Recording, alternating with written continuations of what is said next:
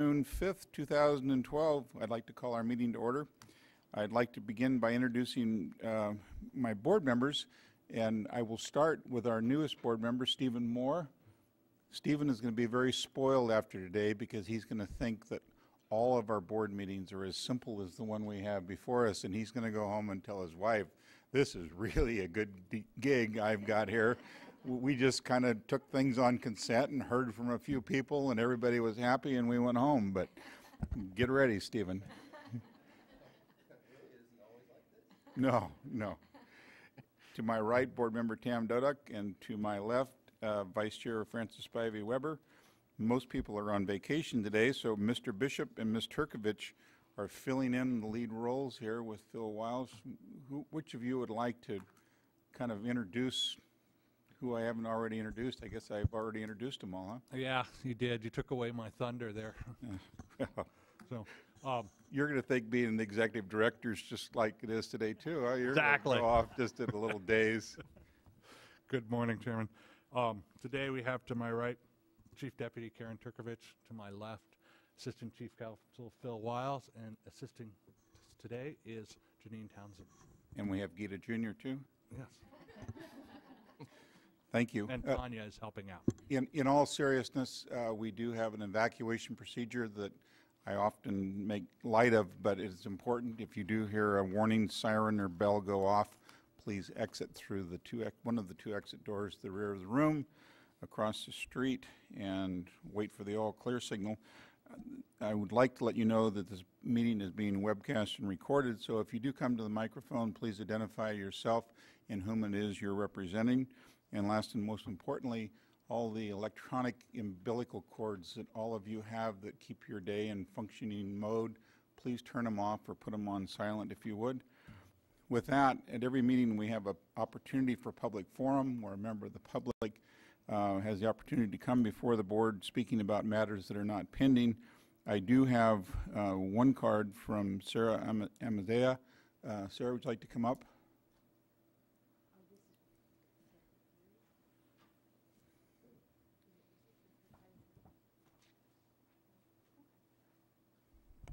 Good morning. Good morning, Chair Hoppen and board members, and I want to extend a warm welcome to our newest board member, Moore.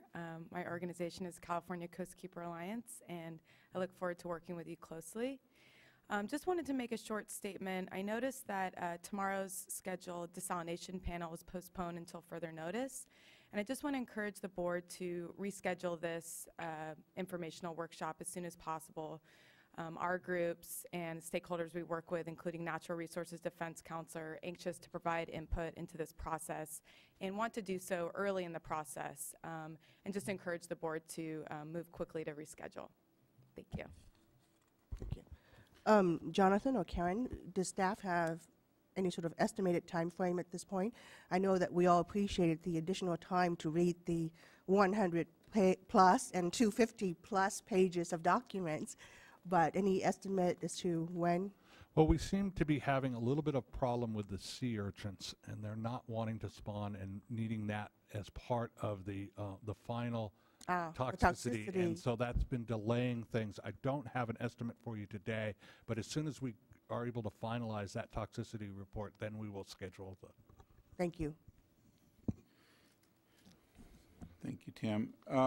On our calendar, we have an awful lot of uncontested items marked. It's my understanding that we don't have any comment cards on item number 13, Ms. Townsend? I will go ahead. Did you want to pull that item? No, I will take care of that. Let's put number 13 on the uncontested, but we need to pull item number 3 off as we have someone that would like to come before us. With that, Mr. Bishop, if you would introduce item number 3, please. Actually, I'm sorry, before he does, can I move items 4 through 13 for adoption? Certainly. Second. All those in favor? Aye. Chairman, Aye. Any opposed? Can I just confirm that that includes a late revision on item number 8? It does. Thank you. Yes. With that, Mr. Bishop, if you've got your microphone prepared, if you could introduce I will. item number 3, please. Yes. Item number 3 is a consideration of a proposed resolution for up to $1 million of Proposition 50 Coastal Non-Point Source Program grant funds and for ASBS monitoring. And this will be presented by Leslie Loudon, accompanied by Dominic Gregorio. Good morning, board members. I'm Leslie Loudon with the Division of Financial Assistance. And this resolution implements your direction to us when you adopted Resolution 2012-0012, which adopted the ASBS special protections.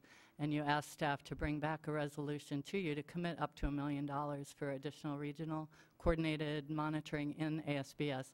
So that's what this resolution does. It gives the division authority to go ahead and issue those grants. And Dominic is here if you have questions about the monitoring, or I'm here if you have questions about the grants. Thank you. Thank you, Leslie. Any questions of this? Sarah, this was going to be on the consent calendar, but because you would like to come up and speak, it's not, so why don't you get up here?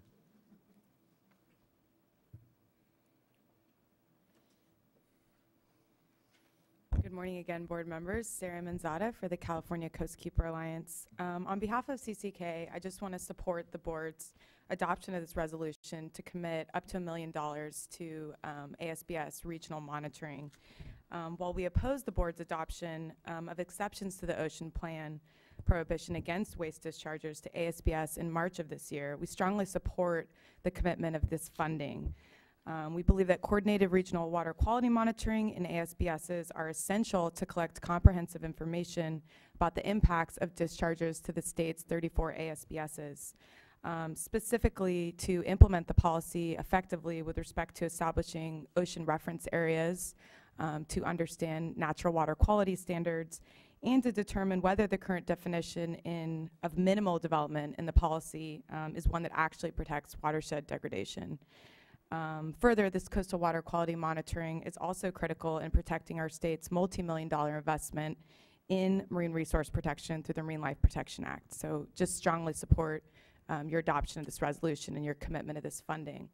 I also wanted to note, since we're discussing Prop 50 funds, I wanted to ask the board to consider whether the remaining portion of Prop 50 funds, or perhaps another source of funding, is available to fund ocean acidification monitoring. In my conversations with Dominic and other board staff, it's become clear to me that a lack of data prevents the board from addressing ocean acidification and from advising stakeholders on how to do so in compliance with US EPA's memo. While limited funding from the Surface Water Ambient Monitoring Program has been used to initiate a pilot study, it's my understanding that there's not sufficient funding available to collect data for all the necessary parameters or to conduct the study throughout California. I just concern that a lack of funding on ocean acidification impacts could severely impact our state's ability to address ocean acidification, and that we must begin collecting this data immediately. So I just ask the board to consider whether remaining Prop 50 funds may be available or whether there are other sources of funding available. Thank you. Sir, rather than for us to make a commitment on something that we have no authority to make a commitment on at this time, I will assure you we will look into what those options may possibly be, unless Dominic or John has some revelation that I'm not aware of.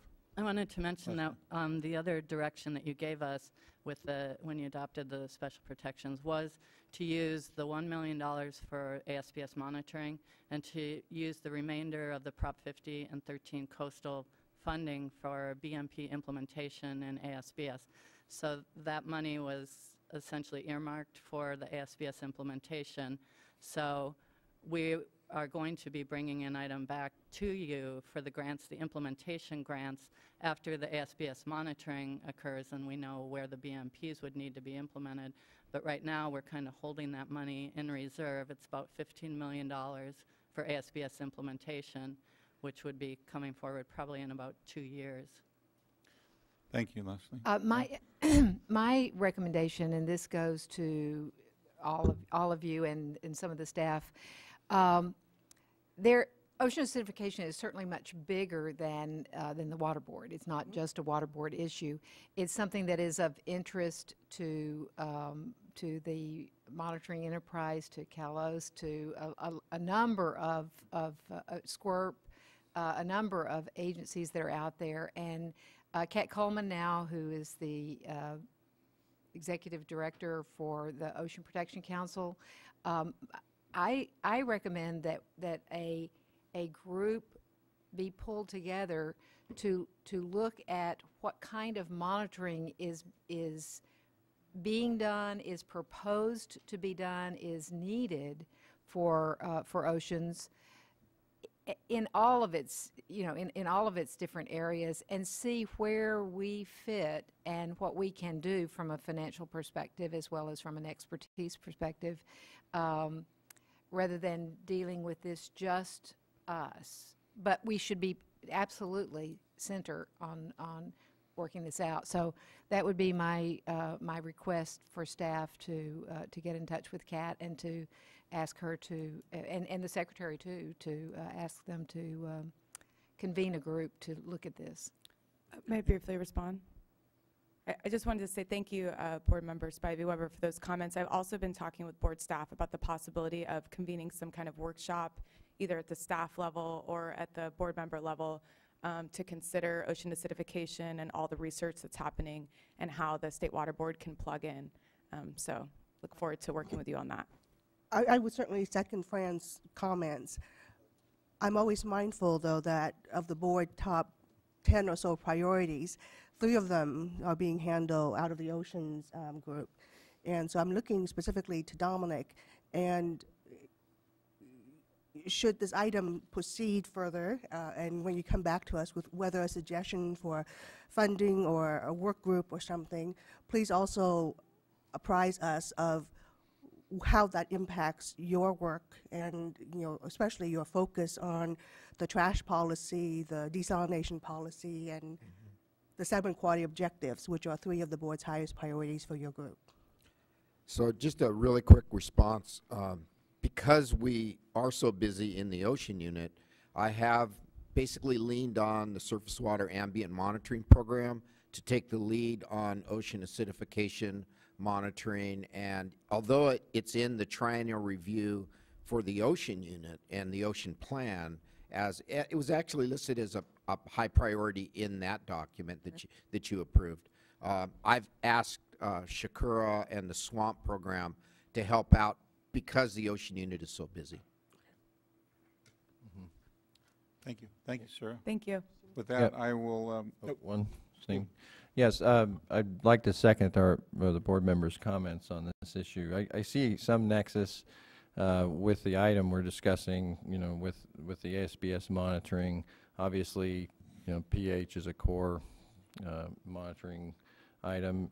And I know going back, from my experience at the regional board level, there have been many cooperative multi-agency efforts and that you're very aware of, I know, as staff within the ocean unit. I remember one was driven by the ballast water management issue in terms of collecting a lot of data in the ocean in terms of community composition and that sort of thing. So I guess I would just recognize the obvious that we have a lot of information to go back several decades, work with the resources agency in terms of the ocean acidification impacts, but then also dovetail our monitoring efforts in SWAMP in this item before us with the ASBS focus.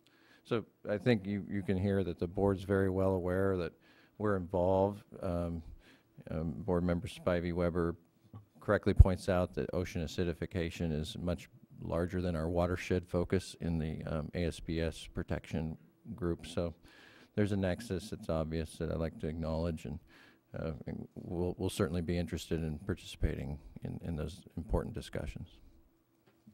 Stephen, anticipating that you might have success, would you like to move the proposed resolution before us? Be a good way to start. So moved.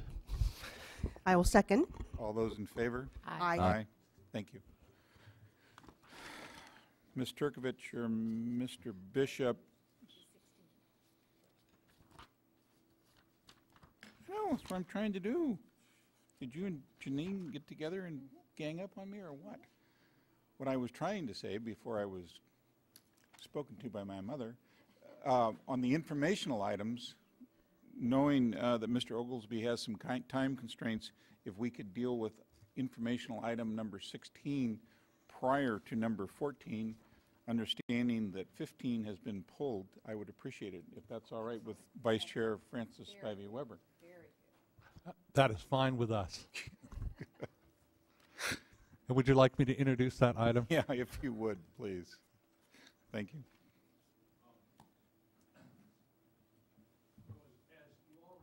If you turn your microphone on, Yeah, help too.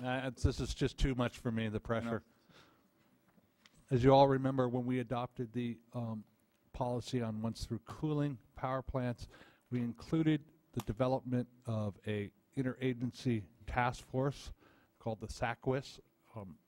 And part of that requirement was an annual report by SWRCB back to the to you all on implementation issues related to the policy. This is now our second report back to the board, and we have Mr. Robert Oglesby from the Energy Commission here to give the report from the SWRCB. Thank you. First, it's a pleasure to be here, Mr. Chairman and board members. First opportunity to present to this board, although I've been interested in following and involved with many of the activities of the board, including the WETCAT recently. So I'm happy to be here today to appear before you to give you the annual report on SWRCB evaluation recommendations. I have some background to open with. The once-through cooling policy recognizes the importance of the electric grid reliability and an ongoing role for state energy and environmental agencies to periodically provide advice to you whether to stay the course or to revise the compliance dates as circumstances change in the electricity industry. There we go. The once-through cooling policy calls for an annual report by a formal advisory committee, the statewide Advisory Committee on Cooling Water Intake Structures, or SWRCB, which is practically a household term. The 7-member agencies represent the energy and environmental expertise of the state. Technical staff of the 7 agencies participate in an interagency working group, and the 3 energy agencies, CEC, CPUC, and CAISO, formed a subgroup, which meets by teleconference weekly. This group coordinates the analyses, prepares draft documents for consideration by the interagency work group and/or SWRCB. So as a member of SWRCB, I'm here to deliver this year's report. But since you have at least a new member, and I know members of the public are interested, I'd like to provide a brief recap of the once-through cooling issue and where we are today.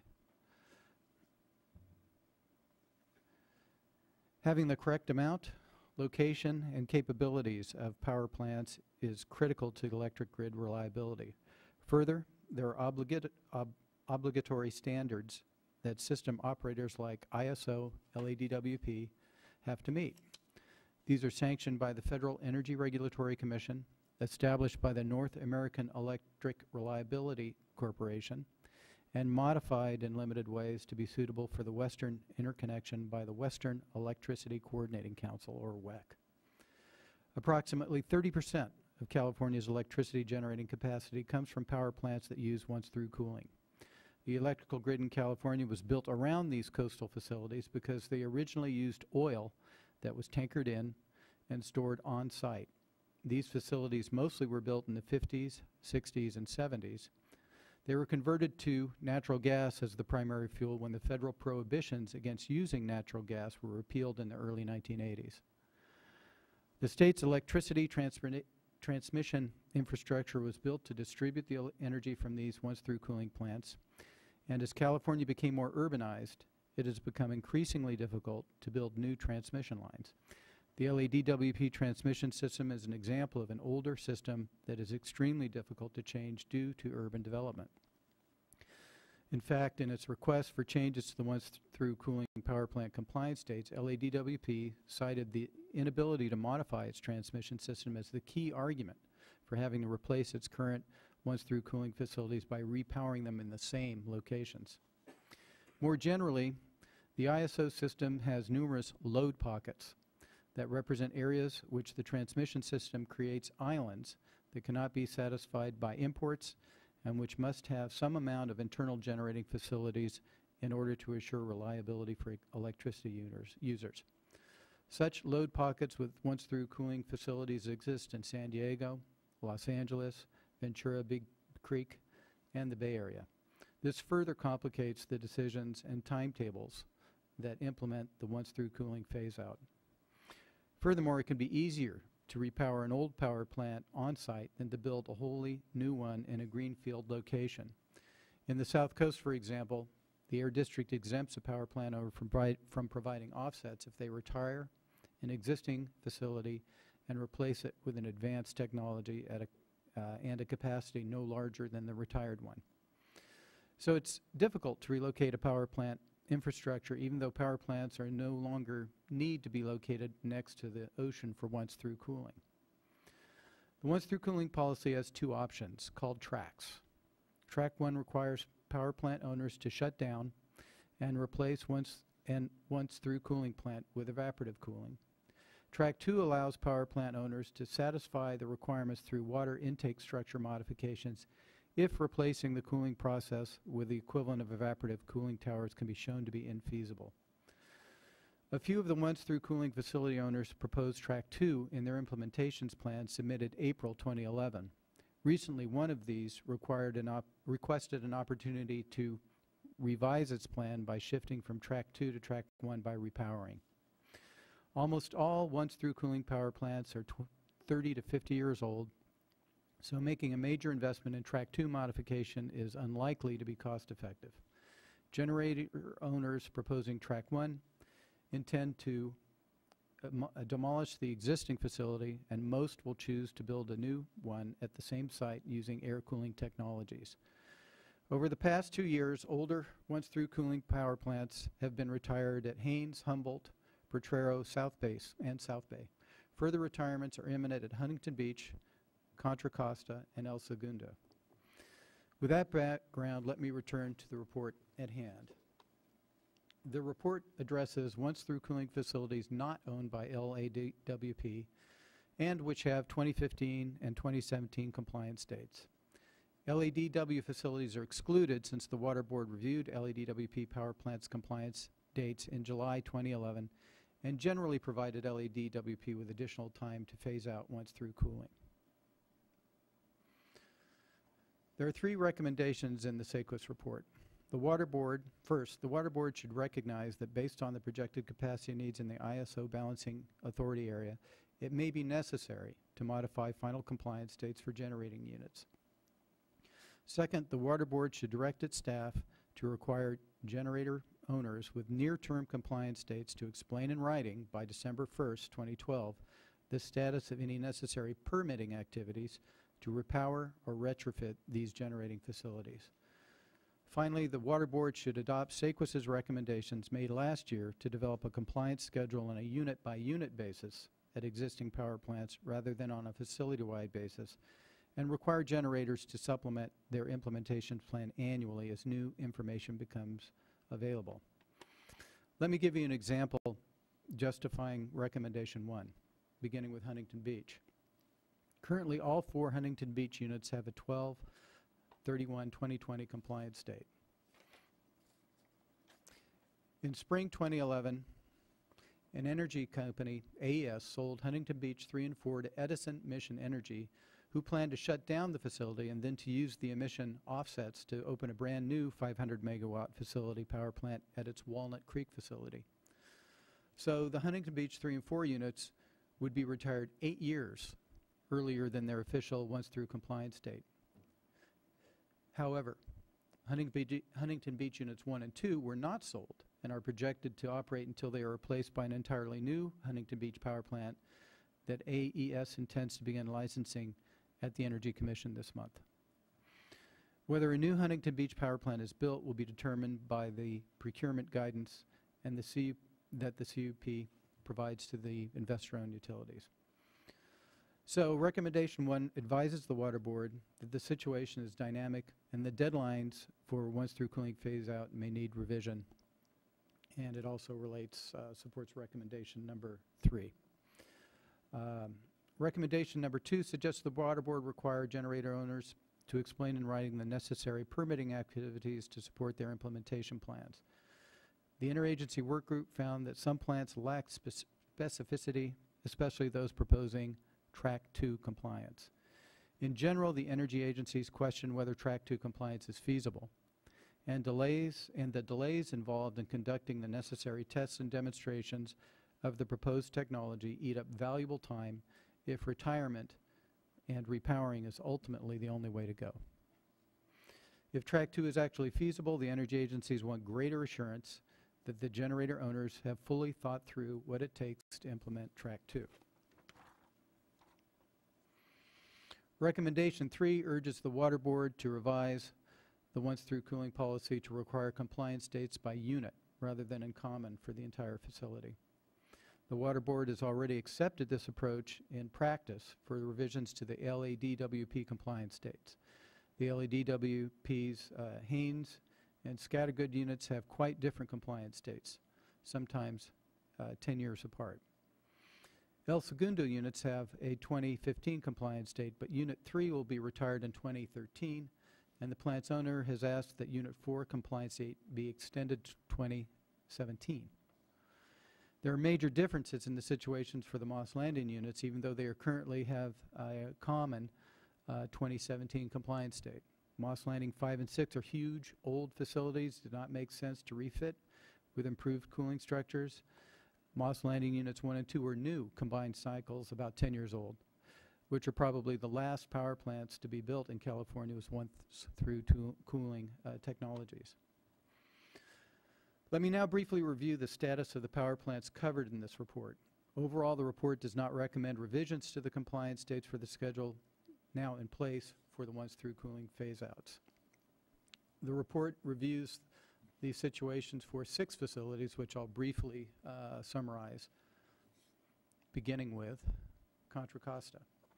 SEQUIS anticipates that the Contra Costa facility will retire in 2013 when Marsh Landing is operational several years earlier than its current compliance date. Pittsburgh's units 5 and 6 are the non-once-through cooling, and the non-once-through cooling unit 7 are in a complex situation. Depending on transmission developments, Pittsburgh may no longer be required for local capacity reasons. However, the planned transmission upgrade may be later than originally planned, so one or more Pittsburgh units may need a compliance date extension in the near future. Moss Landing. SEQUIS believes that Moss Landing's situation bears watching, and specific recommendations to revise dates may be forthcoming in the March 2013, next year's SEQUIS report.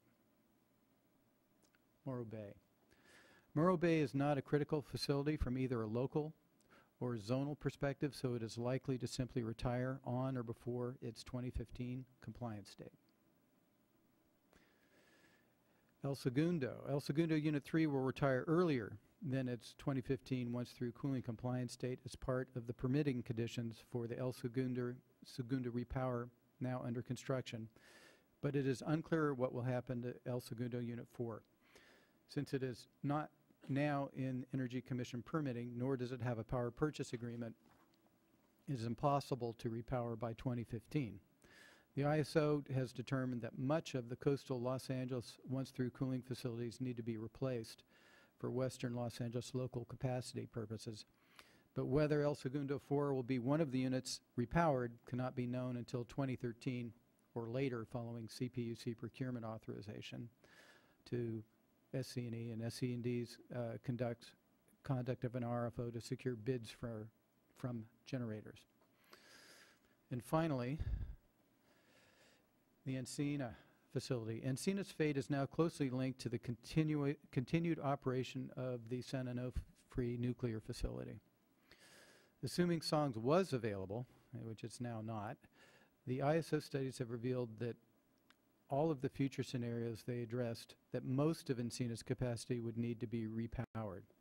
If SONGS is not available, imports to San Diego are constrained, thus increasing the need for local generation in the San Diego area. Further studies are needed to pin down these preliminary findings, which will be conducted this year so that SEQUIS can report any definitive recommendations for compliance date changes in its March 2013 report. So in summary, Our report proposes that you act to modify the once-through cooling policy during 2012 to shift to unit-by-unit compliance dates. Require periodic reporting of implementations plans by generator owners, and closely monitor emerging electricity capacity needs. SACOS will continue to advise you on the status of the capacity needs and changes in power plant status. Thanks. That's happy to answer any I have questions. one question to ask of you.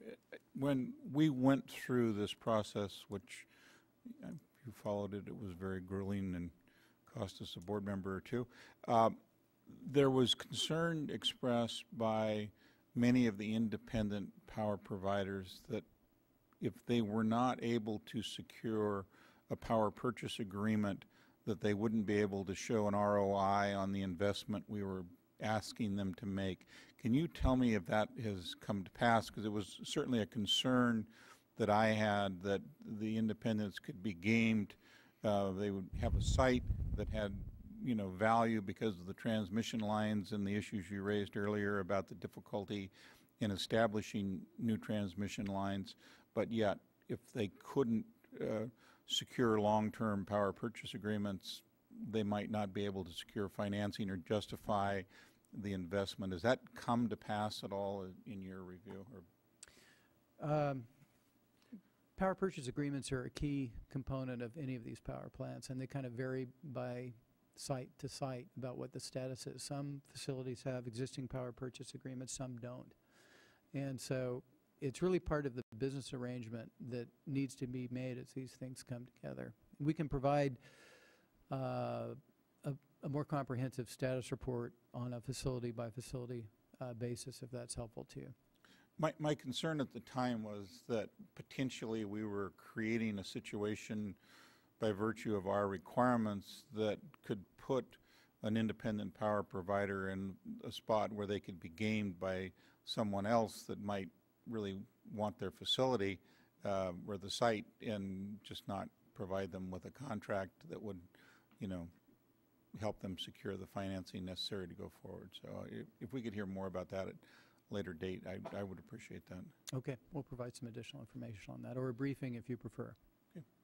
Beg your pardon? Or a briefing if you prefer. That'd be fine. That'd be fine. On the Encino plant, I just saw in the media coverage that you had taken some action on the Encino plant, but but that's for repowering with dry cooling? That's correct. Okay. The Energy Commission last Thursday authorized the licensure of a power plant at Carlsbad, which is intended to replace once-through cooling generation at that site that's on the beach. It's very controversial, very difficult decision for the Commission, as they always are. They're always a challenging decision that involves trade-off and consideration of competing interests. But that one will be on its way. And it's in the same site as where it is now. I mean, it's essentially replacing. It's in the same general vicinity. It's not on the beach. Okay. It's between I-5 and a railroad track, and up and has shorter stacks. But nevertheless, it was a controversial decision. Thanks, Rob. Actually, a question for Jonathan. How is staff responding to these recommendations? For example, I think the second recommendations there regarding requiring owners to provide information on the status of their permitting activities is very important, and there's a proposed deadline of December 1st. So are we taking actions, is staff proposing to take actions on any of these recommendations? Yes, staff is proposing to send a letter to those facilities that have compliance dates in 2015, 2017, requesting an update on their status. We're also going to be looking at any updates needed to clarify. So asking anyone to update their reports if there is any new information. So there'll be two parts to that. And then on the unit by unit, we are planning as we get recommendations or needs for changes in a specific facilities to do it on a unit by unit basis, but we're not proposing to just go back and change all the dates to unit by unit until we have a change that's associated with it. But we do agree completely that that is the most appropriate way to set the compliance. Stephen, any questions on this? I appreciate that last comment. It related to my perception in reviewing this information, fairly freshly as a new board member.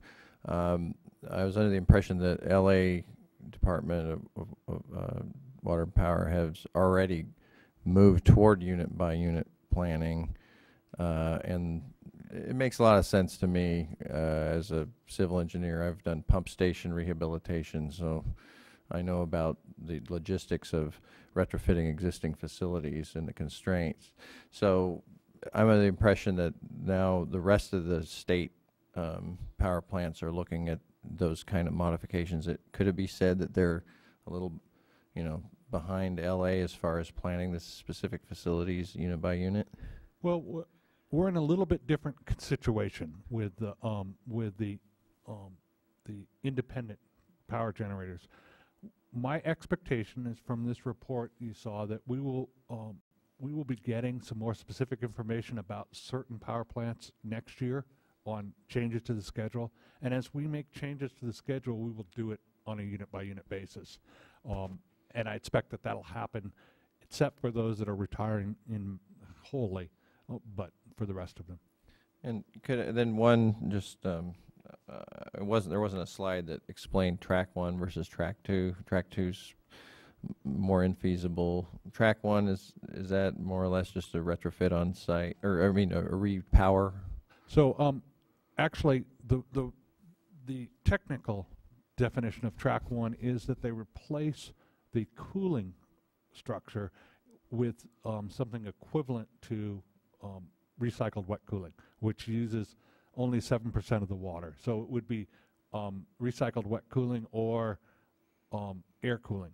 Track 2 is changes to the operational or mechanical structure of the intake so that you have an equivalent reduction in impingement and entrainment. Okay, very good. Thank you.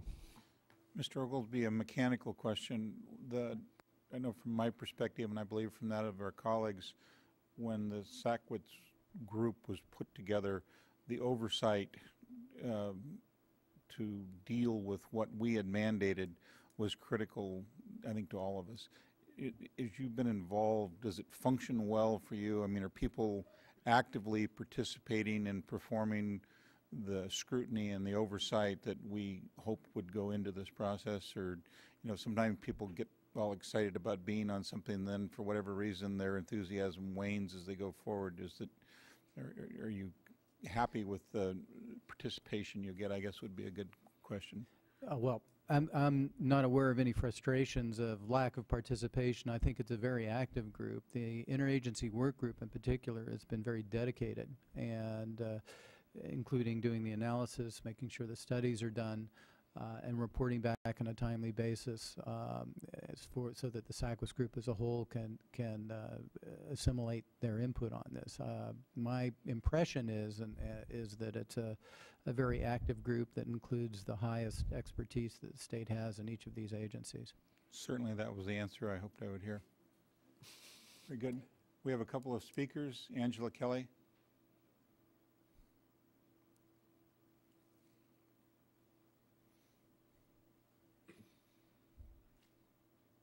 Hi, thank you. Good morning. I'm Angela Kelly. I'm here on behalf of the Natural Resources Defense Council. I just have a couple of comments regarding this report. The first is regarding the unit by unit suggestion to change, and we believe that, while we understand functionally why it makes sense to comply based, each unit, making the change to the policy would be unnecessary and potentially counterproductive. And so if I understood what Jonathan said earlier, then I think we're in agreement with that. What we have right now in the policy is a facility-wide compliance schedule, and that provides deadline clarity and maintains the flexibility for operators to still achieve compliance how they see fit. So currently, as you know, if there's a compelling reason to treat units differently, then the plant operators have a right to do so long as the final deadline is met. And if we also just want to note that right now in the policy, nothing is preventing the board from allowing an extension if, of course, there's an extraordinary circumstance that would warrant an extension either for the whole plant or for a unit-by-unit basis. So we're happy to see that you're not considering amending the policy. The second point we wanted to note, and I'm not sure if the board received it or not, but NRDC did submit comments to the SACWIS regarding this report back in March, and we would be happy to forward you those written comments as well. But one point we made in that letter that I wanted to underscore here today is regarding energy efficiency.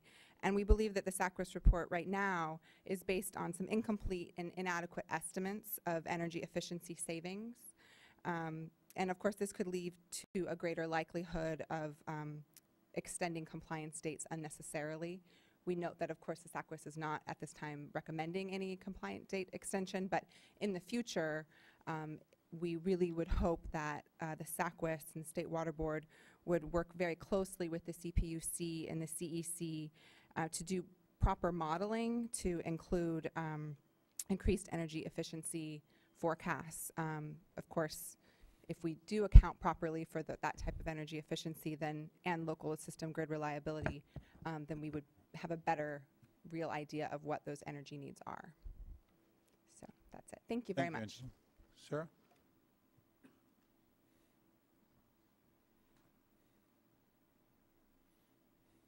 Good morning again, board members. Sarah Manzata for the California Coastkeeper Alliance. On behalf of CCK, we certainly appreciate the ongoing efforts of SACWIS to review the implementation plans by power plant generators for compliance with the once-through cooling policy. As you know, we were deeply involved in the development of this policy and continue to be in its implementation. I want to sort of echo the concerns raised by Natural Resources Defense Council, most of which have to do with aspects of the annual report which we feel could cause unnecessary delay. First, we do not support a unit-by-unit compliance schedule which could provide an opportunity for unnecessary delays in implementation. And similarly, we feel that annual reports are unnecessary and expensive, and provide a constant reopener for discussions about policy implementation, and again, create reoccurring opportunities for delay unnecessarily. So we just encourage the board to review the annual report and consider where sort of aspects of it that could cause delay might be addressed. Thank you. Thank you, Sarah. If there are no more questions of Mr. Oglesby, thank you very much for your report. And with Ms. Spivey's-Weber's concurrence, I would like you to introduce item number 14, please.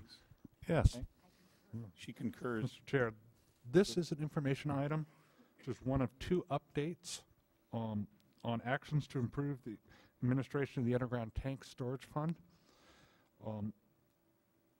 that were requested by the State Board in the resolution adopted in 2009. This update will focus on fraud, waste, and abuse, and the enforcement activities, and is a joint Office of Enforcement and Cleanup Fund presentation. And we presented today by Mr. John Russell? No? Oh.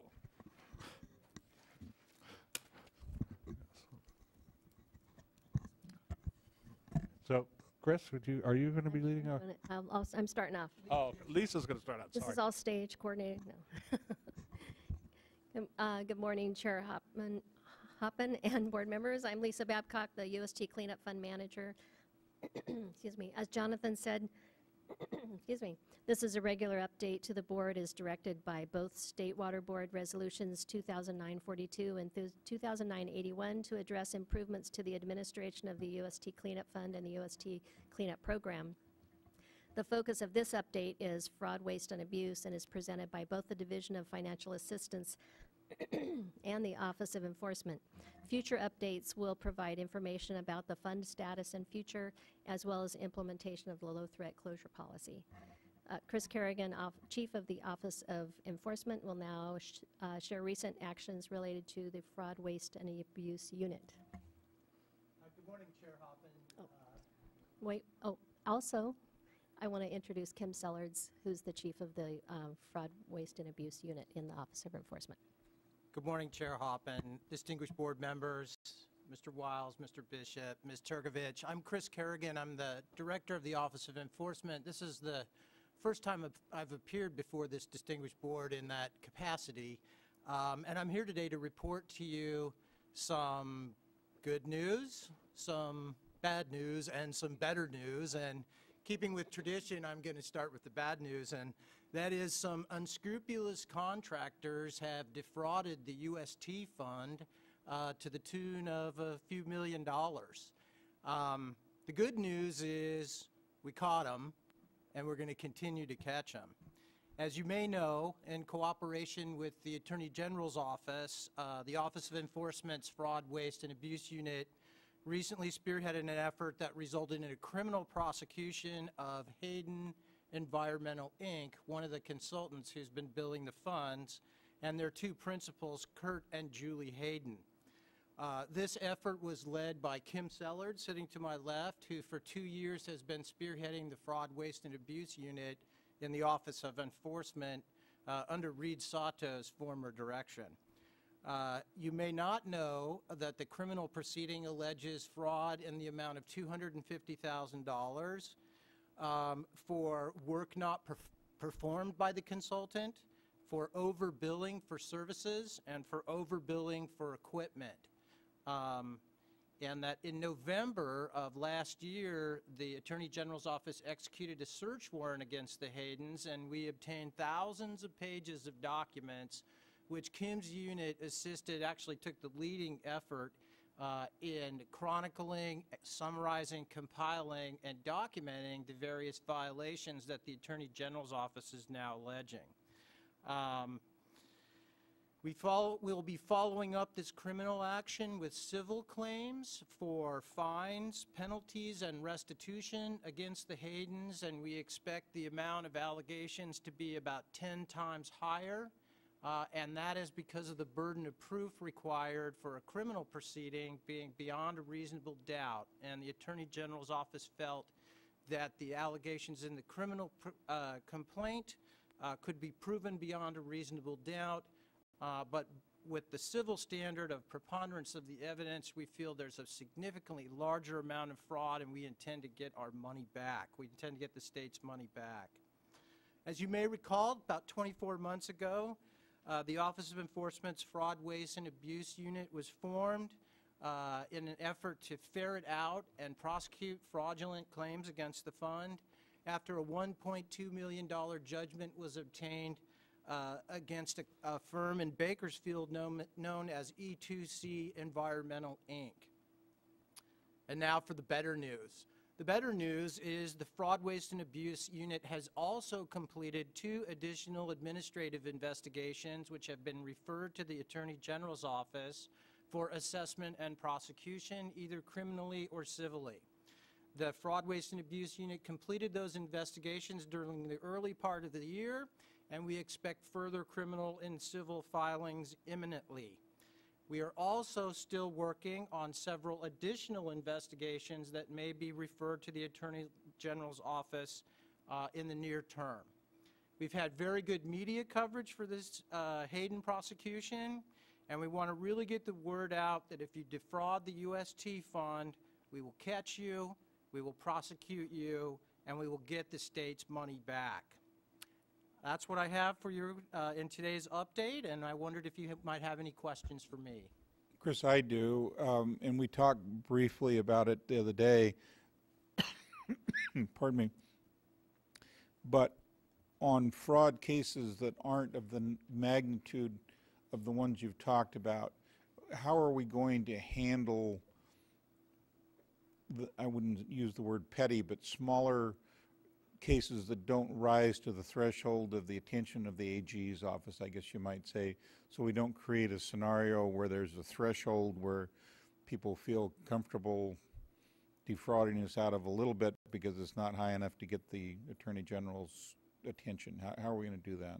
Well, there are two things. I mean, the first thing, and I don't want to give the impression that this is all a back-ended or enforcement-related effort, because the fund has been really looking at their processes and procedures and looking at ways to prevent fraud on a going forward basis. So that's one part of it. But as with respect to prosecutions, unlike water quality violations or water rights violations, where this board has an administrative process where it can seek getting its money back or seek civil liabilities or injunctive relief, we don't have that for fraud against the UST fund. We don't have any statutory authority to do administrative proceedings.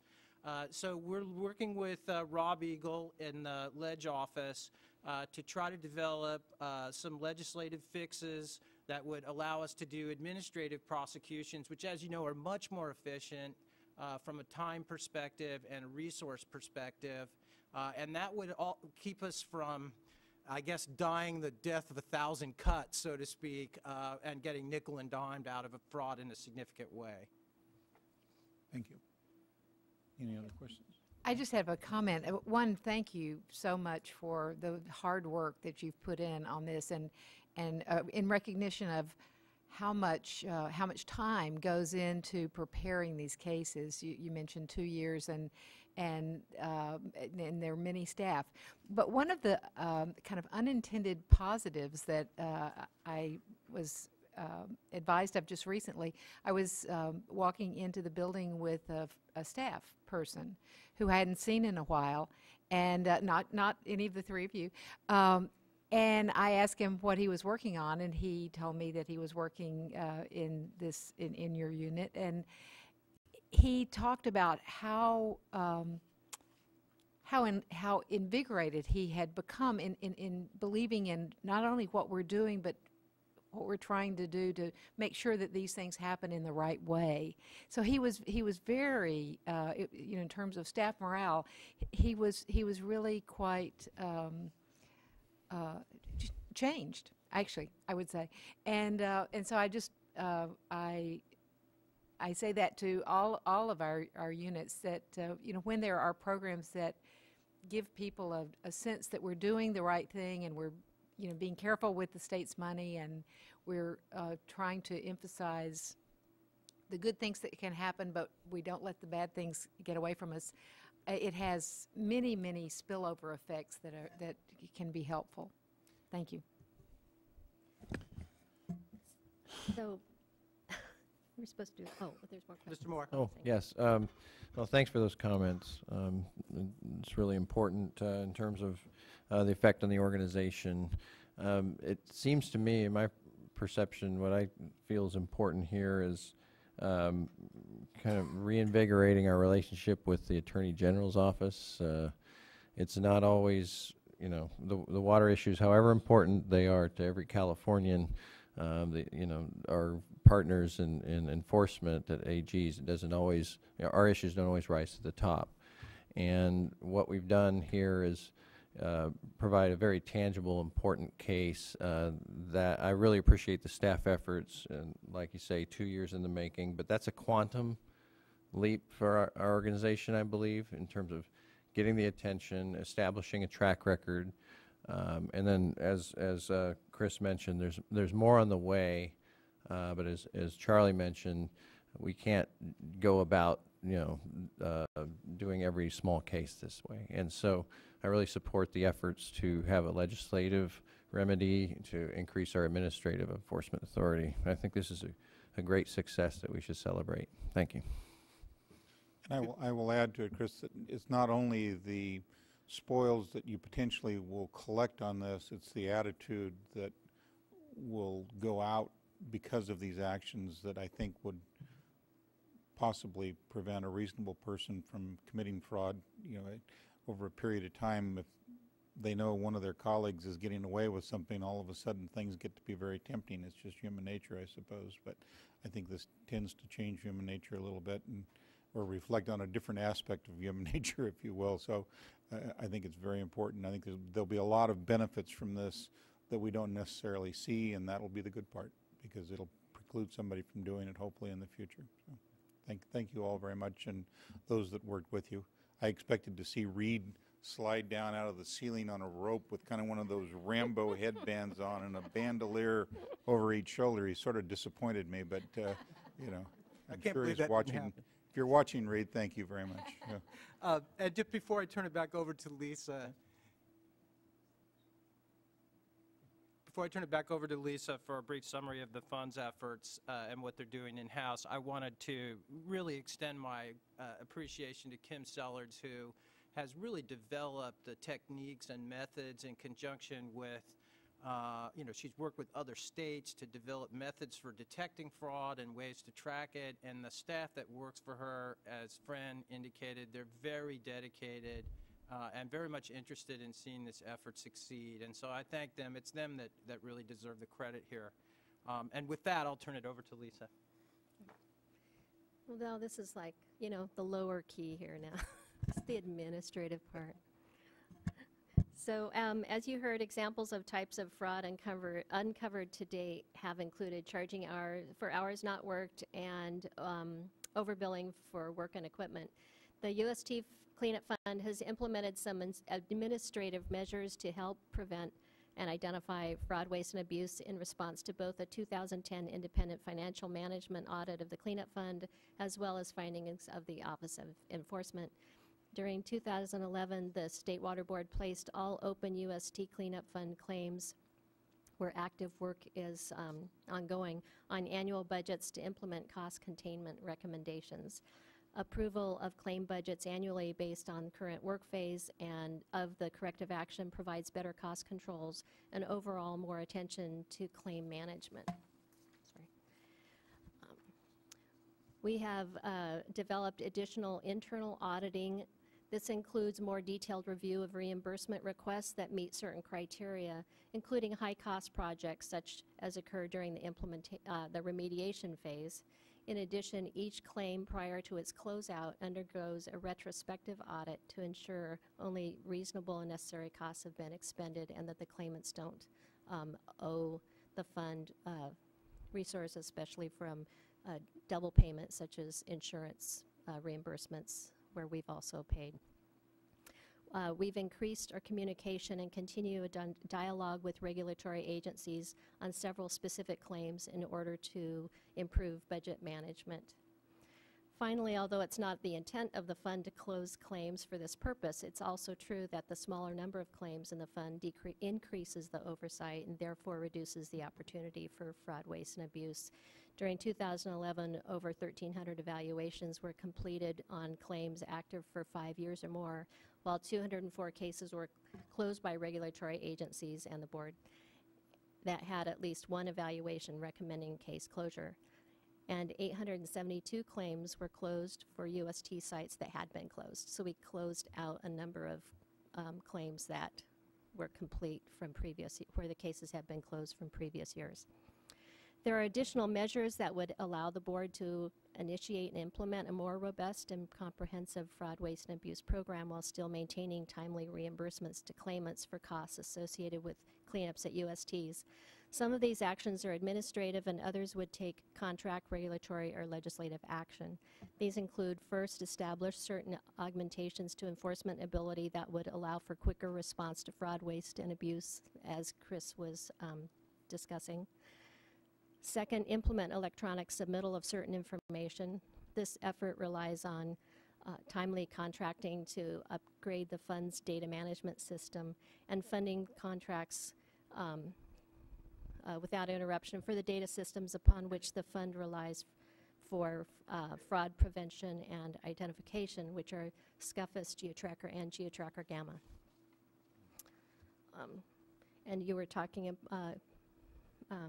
Board Member Spivey-Weber about the time involved in doing this work, and with electronic reporting and upgrade of the system, huge amounts of time will be saved in terms of data checking for simple errors as well as detecting fraud, waste, and abuse at the larger scales. Third, ensure that applications for eligibility and reimbursement requests are submitted timely.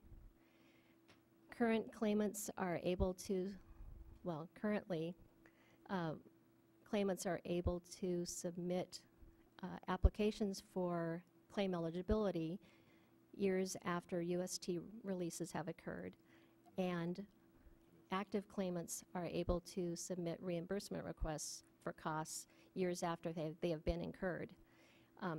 However, claimants rarely retain adequate documentation in order for the cleanup fund to make appropriate determinations of eligibility and costs incurred, which makes it more difficult for the granularity and the assessment of whether costs are reasonable and necessary.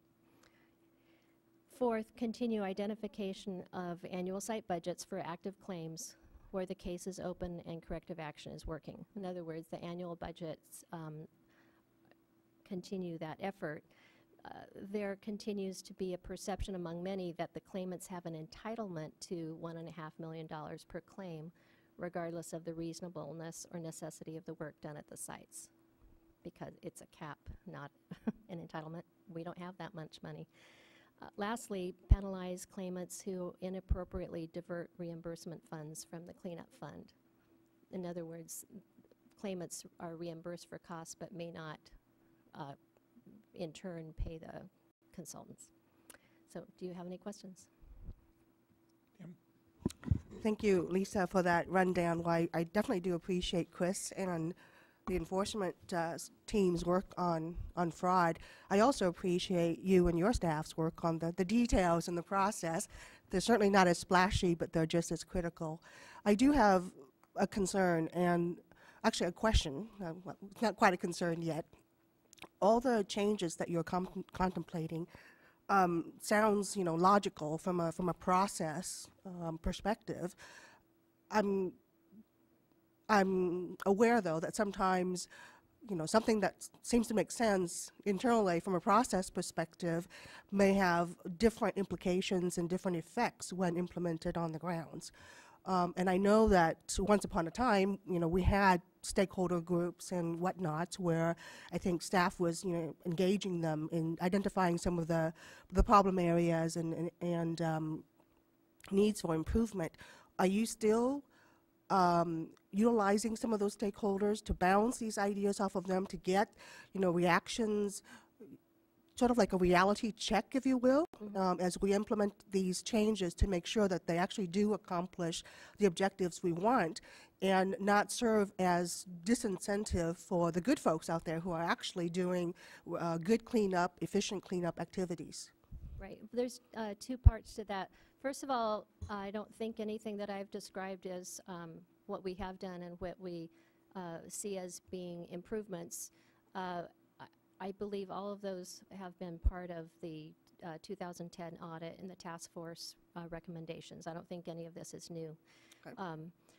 As we have implemented the changes, the big changes that we needed to do internally within our own processes, as well as creating this year that we are in now, where we have initiated the annual budgets, it's certainly been a learning process. We have, implemented and found issues and worked back and forth, and it makes us understand future additional changes that we need that maybe are based on, there are maybe decisions or actions external to the board that would be necessary to make the changes we've made so far work better. And I'm not supposed to say the word annual or not annual, but continuous appropriation. But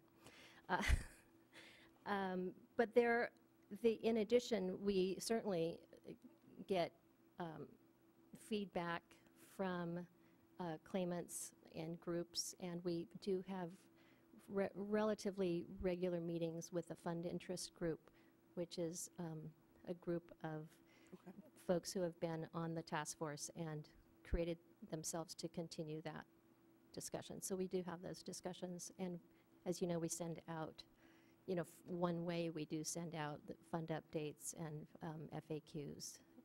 And we realize, just like anything new, we need to repeat ourselves frequently. In other words, what we have said, people tend to focus on certain things that were said and don't remember that that's been discussed earlier. Anyway, it's all a learning process for all of us. Where are we in the budgeting process for updating GeoTracker Gamma and to be able to get, well, should I be looking over here, to be able to get online reporting? Guffus, I think. So it's actually not the funding process, it's the FSR, feasibility study report, and we're in the process of that. Okay. That is part of our requirements for any IT system upgrades that has to be done. So that's in process. So what's the schedule on that? I don't have a date for you today, but I can get that for you. And I actually have one other question, which I don't think I'll ask publicly. So if Lori, if you could see me afterwards, thank you. Okay, thank you very much. With that, after a grueling hour and 7 minutes, I am going to adjourn this meeting so we can all take a break. So thank you very much.